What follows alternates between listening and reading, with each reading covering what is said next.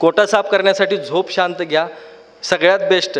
सुंदर दिसावं असं वाटत असेल, कोटा साफ व्हावा असं वाटत असेल तर ताक आणि भाकरी खायची दुपारची. बघा तेज वाढतं, सगळ्या शरीरावरचं तेज वाढायला लागतं. मस्तपैकी पोटात शांतता राहते, थंडावा राहतो आणि त्याच्यामुळे पोट व्यवस्थित काम करतं.